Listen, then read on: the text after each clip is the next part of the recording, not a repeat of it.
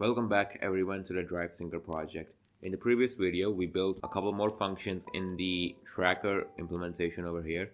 We built the walk project tree function. This is going to walk the entire project tree on Google Drive and build a mapping of every single file and folder on Google Drive with our local files and folders. We also fixed a major issue in the subfolders implementation that we had before, where we were using the subfolder name instead of the subfolder path, and that was introducing a couple of bugs in our program. And so we fixed that, and we also built this map subfolders function over here to make sure that we're reusing subfolders that already exist on Google Drive.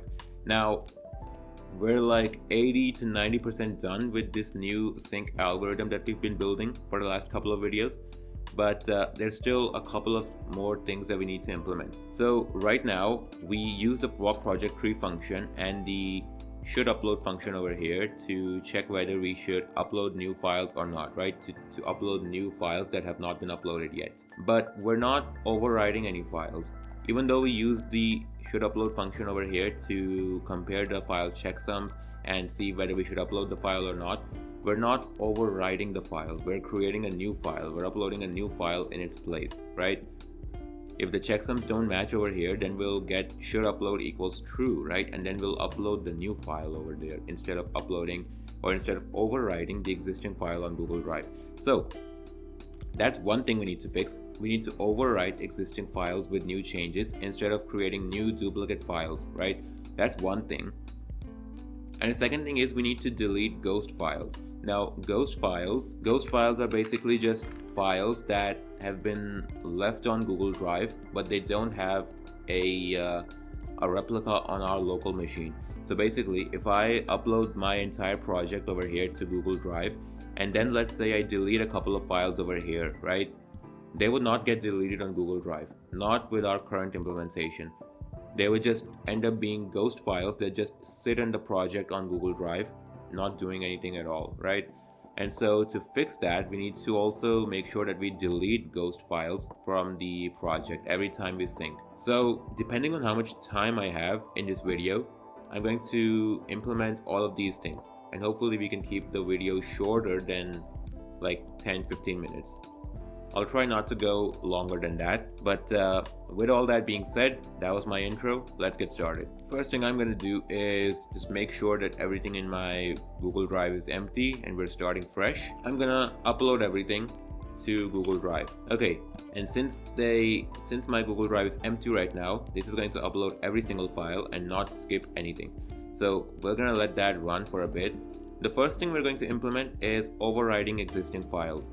And to do that, we're going to go to api/sync.go down here in the walk_dir function. We're going to go down where we upload files here in our upload file function. This is where we actually create new files and upload the file contents, right? And this is where we actually have to implement overriding the existing files. First of all, let me just move all of the file opening stuff up here at the very top, and then let me just create a query over here to search for the file that already exists. So we've done this plenty of times, guys. You should know how this works by now. fmt.sprintf name, that's not name wrapped in single quotes is equal to this, and the parent name over here wrapped in single quotes in parents, and trash equals false. And then let's pass in our arguments over here. We want to pass in the name of the file and also its parent ID, which we get in the arguments up here. So we can just use that. And I'll even add a comment over here saying something like, if it already exists, override it. Now we're going to use this query to search for the file if it already exists, right? So let's do drive.api .files.list .q, pass in the query, .page size, there we go, and this will be 1, and then .do to run the entire thing. And then let's create a variable to hold this. I'll call it search resp, and of course, before anything else, make sure to handle the error. If there is an error, let's just return it and let the caller decide how to deal with it. Now let's see if a file actually exists, and to do that we can just do if len search resp.files is equal to 1, and then we can add a log over here and say something like file and then the file name already exists, overriding, just so we know what's going on, right? And of course make sure to add a new line as well and pass in the file name over here. Or actually, instead of the file name, we can actually just pass in the path, and that will probably be a lot better because the file names can be duplicates, right? But the path is going to be unique per file. So let's pass that in instead, and then let's fetch the actual file on Google Drive. I'll call it drive file, and this will be search resp.files and then the first element in here.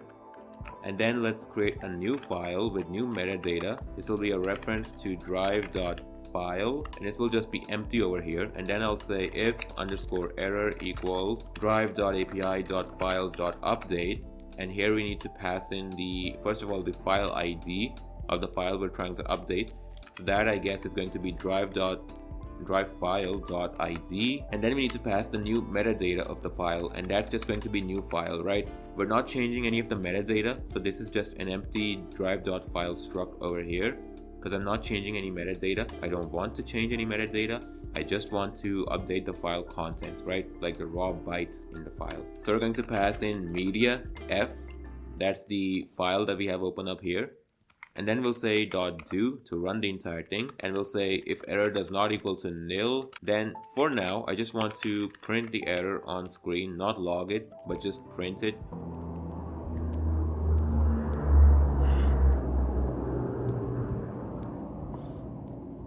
If there is an actual error, then I can actually see it on the screen.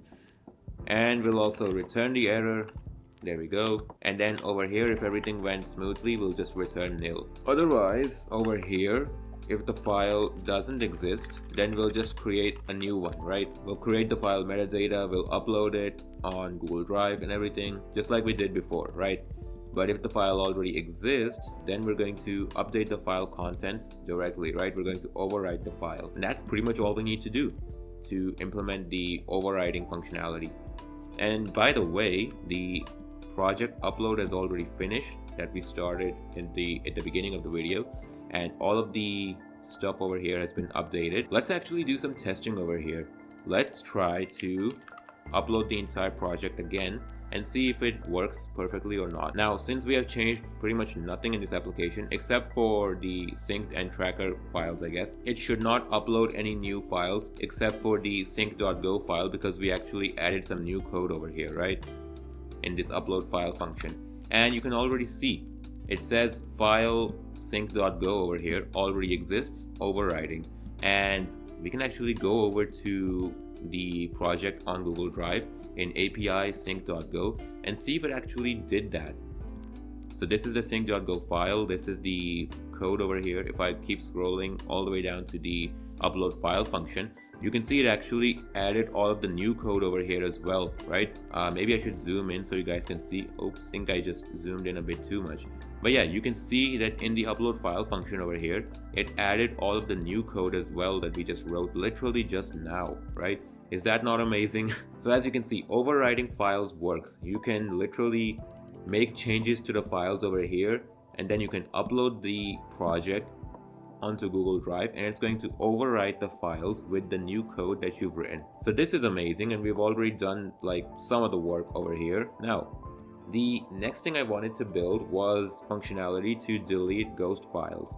Now, sadly, the video is getting a bit too long as well, so I'm gonna have to stop over here. I'm trying to keep every video in like the 10 to 15 minute range. As you can see, we're about to go past that now. So I'm gonna stop the recording over here, and in the very next video, we're going to build the delete ghosts functionality. So I want to be able to delete the ghost files. If I delete some files in my local project, I do not want to see them in Google Drive just taking up empty space, right? We're going to build all of that stuff in the very next video. But thank you for watching this one, and I hope you learned something new. This was a very short video, I guess. We just built the overriding files functionality. So if you enjoyed this, press like. If you want to subscribe, press subscribe. Guys, we're going to be building all sorts of cool stuff on this channel. So if you haven't subscribed already, go make sure you do that. Scroll down, click the subscribe button, and see you in the next video.